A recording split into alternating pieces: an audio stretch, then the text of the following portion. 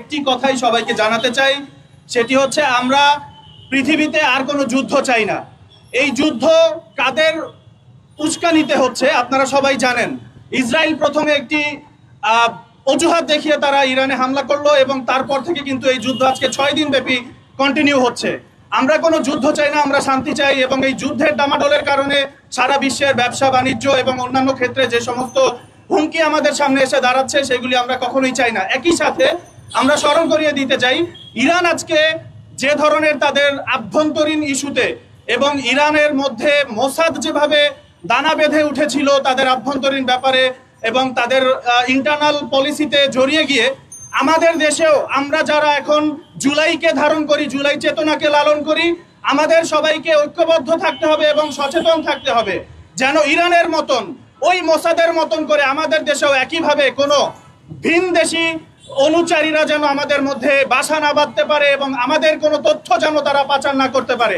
এই ব্যাপারে আমাদের সবাইকে সচেতন থাকতে হবে এবং একই সাথে আমরা বলতে চাই বিশ্ব মুসলিম ভ্রাতৃত্ব অবশ্যই অটুট থাকতে হবে। আমরা সবাই এক কালেমার অনুসারী, আমরা শিয়া সুন্নি মতভেদের মধ্যে গিয়ে এখন আমরা কোনোভাবে বিভেদ তৈরি করতে চাই না।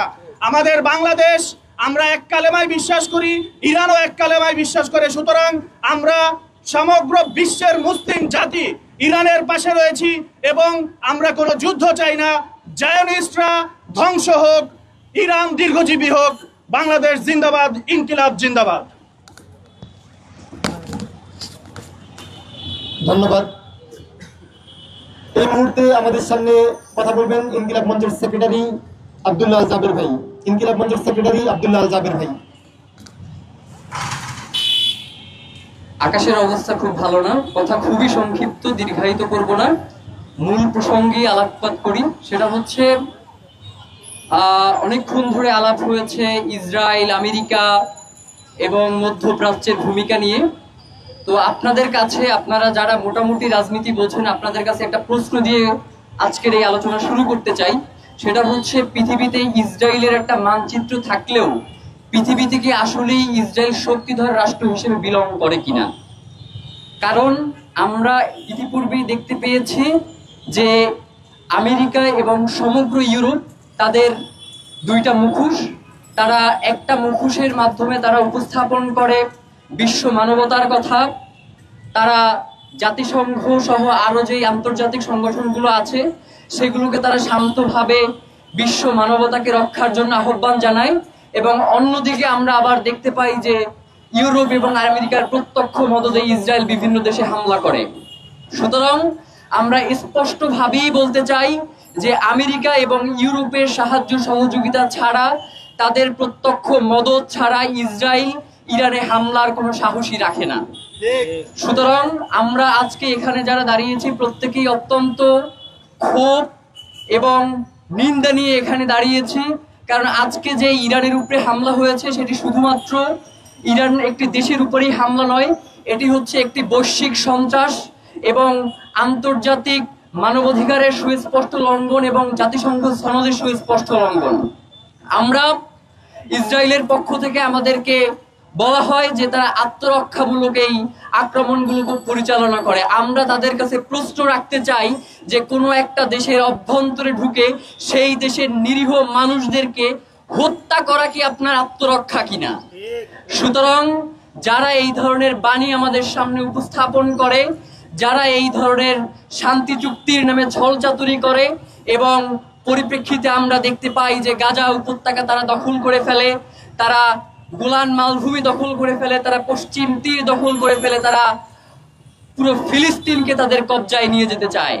একটা স্বাধীন সার্বভৌম রাষ্ট্রের যদি নিজস্ব নিরাপত্তা নিশ্চিত করার যদি কোনো সক্ষমতা না থাকে, যদি আন্তর্জাতিক বিশ্ব তাদেরকে সেই সুযোগ না দিতে চায়, তাহলে সেই ক্ষেত্রে বর্তমান বিশ্বে যারা আছেন তারা কি পদক্ষেপ নেবেন সেটা আসলে বলার অবকাশ রাখে। আজকে সৌদি আরব সহ যারা পেট্রো ডলার খেয়ে চুপ করে বসে আছেন, আপনাদেরকে একটা কথা জানিয়ে দিতে চাই যে ইসরায়েলেরও কিন্তু ইরানের সাথে খুব ভালো সম্পর্ক ছিল, আপনারা সকলেই সেটা জানেন। আজকে ইসরায়েল ইরান আক্রমণ করেছে, আপনারা চুপ করে বসে আছেন।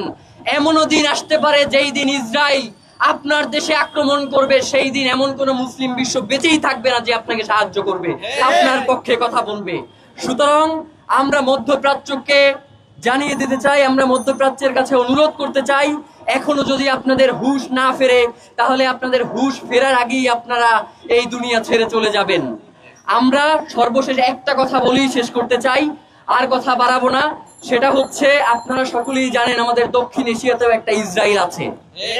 আপনারা জানেন যে ইরানের ভূমিতেই এখন পর্যন্ত যে সকল এজেন্ট ধরা পড়েছে তার মধ্যে অনেকেই রয়েছে ভারতীয় এবং নিজের দেশের এজেন্ট। সুতরাং নিজ দেশে যদি গাদ্দার তৈরি না হয় তাহলে অপর দেশের কিন্তু সেই দেশে আক্রমণ করে খুব একটা সুবিধা পাওয়ার কথা না। সুতরাং আপনারা জানেন বাংলাদেশেও এই যে দক্ষিণ এশিয়ার ইসরায়েল ভারতের আধিপত্যকে টিকিয়ে রাখার জন্য বাংলাদেশের মধ্যেও গাদ্দাররা বসে আছে। সুতরাং বর্তমান রাষ্ট্র এখনো যদি এই গাদ্দারদের ব্যাপারে কোনো গুরুত্বপূর্ণ পদক্ষেপ নিতে না পারে, তারা যদি এখনো রাজনৈতিক সমীকরণ দিয়ে এই গাদ্দারদেরকে চিন্তা করে, তাহলে আজকে ইরানের যে অবস্থা হয়েছে, আজকে ফিলিস্তিনের যে অবস্থা হয়েছে, আজকে বিশ্বের বিভিন্ন দেশের মুসলিমদের কাশ্মীরের উইঘুরের যে অবস্থা হয়েছে, আপনার সেই অবস্থা হতে বেশি সময় লাগবে না। সুতরাং এখনো সময় আছে, আপনি সামরিক দিক থেকে নিজেকে শক্তিশালী করুন। আপনি বিভিন্ন দেশের সাথে সামরিক বিশ্লেষকদের সাথে কথা বলে নিজ দেশের সামরিক সক্ষমতা কিভাবে বাড়ানো যায় সেই চেষ্টা করুন। আমরা সর্বশেষ একটা কথা বলি শেষ করতে চাই, আমরা ইরানের পক্ষে দাঁড়ানোর জন্য শুধুমাত্র মুসলিম হইতে হবে এইটাই আমরা বিশ্বাস করি না। আজকে ইরান মাজলুম, আমরা ইরানের পক্ষে দাঁড়িয়েছি। কালকে যদি কোনো অমুসলিম রাষ্ট্র মাজলুমতার শিকার হয়, তারা যদি জালেমের ধারা আক্রমণের শিকার হয়, আমরা তার পক্ষেও দাঁড়াবো। পুরো বিশ্বে আমরা যুদ্ধ চাই না, আমরা চাই শান্তি। কিন্তু আমাদেরকে যদি যুদ্ধের দিকে ঠেলে দেওয়া হয়, আমাদেরকে যদি শান্তিতে বাঁচতে দেওয়া না হয়, তাহলে আমরাই যদি যুদ্ধের দিকে ধাবিত হই, সেই দিনগুলো আসলে খুবই ভয়াবহ আকার ধারণ করবে। সুতরাং বাংলাদেশের পক্ষ থেকে যাতে আরো স্পষ্ট করে বিবৃতি দেওয়া হয় পররাষ্ট্র মন্ত্রণালয়ের পক্ষ থেকে, আমরা সেই দাবি জানিয়ে আজকের এই ইনকিলাব মঞ্চের পক্ষ থেকে যেই মানববন্ধন ডাকা হয়েছে, ইরানের প্রতি সহমর্মিতা, ইরানের পক্ষে আজকের আমাদের এই অবস্থান, সেটা শেষ করছি। Immigration to Canada. We provide the best quality service and solution for Canada immigration. Please visit our website and contact for details.